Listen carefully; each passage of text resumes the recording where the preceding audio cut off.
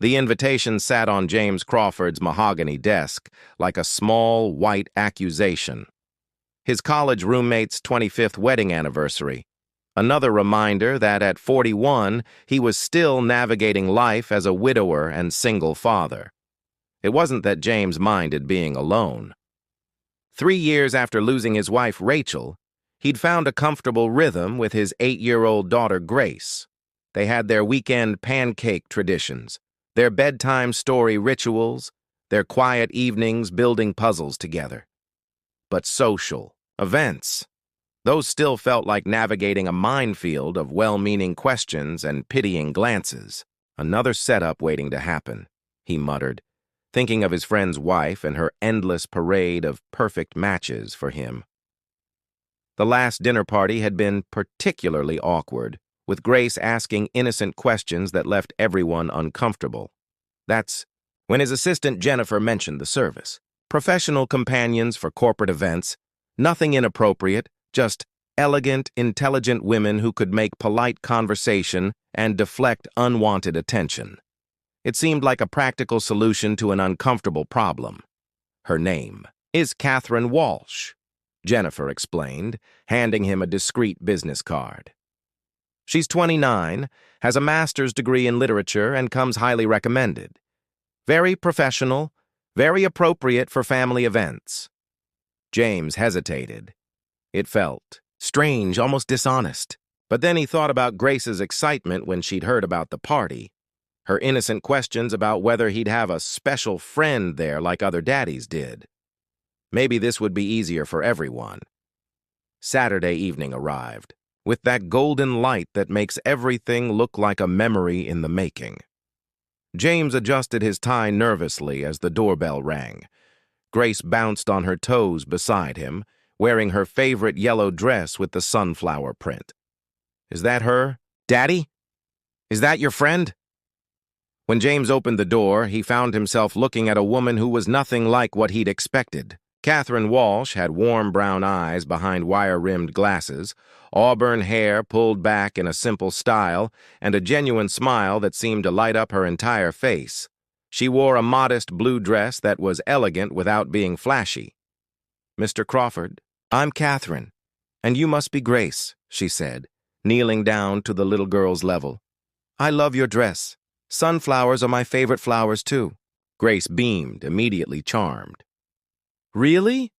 Daddy planted some in our garden because Mama loved them." Something flickered across Catherine's face. Understanding, not pity. "Your Mama had excellent taste. Sunflowers are special because they always turn toward the light." As they drove to the party, James found himself relaxing despite the unusual circumstances. Catherine had a gift for conversation that felt natural, not forced. She asked Grace about school, about her favorite books, about the elaborate dollhouse James had spent weeks building for her birthday. "Daddy made every piece of furniture himself," Grace said proudly. "Even the tiny books in the library." "That's incredible," Catherine replied, and James could tell she genuinely meant it. "Your daddy must be very patient and creative." The party itself went smoother than James had dared hope. Catherine moved through the social conversations with Grace, neither claiming to be something she wasn't, nor making anyone uncomfortable. When people asked how they'd met, she simply said they were friends, deflecting further questions with gentle humor. But it was watching Catherine with Grace that surprised James most.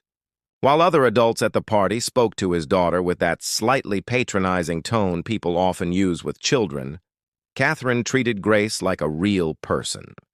They had long conversations about books, about Grace's art projects, about her dreams of becoming a veterinarian. "She's different from the other ladies who talk to Daddy at parties," Grace whispered to James during dinner. "She actually listens to my answers." After dessert, when Grace grew tired, Catherine quietly suggested they find a quiet spot. James watched from across the room as she and Grace settled in a corner, Catherine reading from a book someone had brought for the host's grandchildren. Grace curled up against Catherine's side as naturally as if she'd known her for years. The drive home was peaceful, Grace drowsing in her car seat, still holding the small origami flower Catherine had made for her during the party. "Thank you," James said quietly as they pulled into his driveway. "This evening, it was exactly what I needed. Grace clearly adores you." Catherine smiled, but there was something wistful in her expression. "She's a remarkable little girl. You're doing an amazing job raising her." As James helped Grace out of the car, his daughter suddenly became fully awake, as children do when they sense important moments. "Catherine," Grace said, taking her hand, "can you come see my dollhouse? Daddy made it just like the house in my favorite book." "Oh, sweetheart," James began. "Catherine probably needs to get home." "Actually," Catherine said softly, "I'd love to see it if that's okay." What followed was one of those evenings that feel touched by something special. Catherine admired every detail of the dollhouse, listening intently as Grace explained the stories she'd created for each tiny room. They made hot chocolate together, Grace standing on her step stool to help reach the mugs, chattering away about everything and nothing. James found himself seeing his home through Catherine's eyes. The photos of Rachel that still decorated, the mantel, the cozy reading nook by the window, the child's artwork covering the refrigerator. Instead of the loneliness he sometimes felt in these rooms, he saw warmth, love, a life built carefully around what mattered most. When bedtime came, Grace surprised everyone by asking Catherine to help with the evening routine. "Will you read me a story?" Grace asked, already in her pajamas and holding her favorite book. "Daddy's good at stories, but you do the voices differently." As Catherine read, her voice soft and expressive, James stood in the doorway watching his daughter's face. Grace hung on every word, completely captivated. When the story ended, Grace reached up to hug Catherine goodnight. "I wish you could stay forever," Grace whispered against Catherine's shoulder. The words hung in the air like a question, like a prayer, like a possibility none of them had expected to consider. Later, after Grace was asleep, James and Catherine sat in his living room, 2 cups of tea growing cold between them. "I should probably explain something," Catherine said carefully. "This isn't usually how these arrangements work.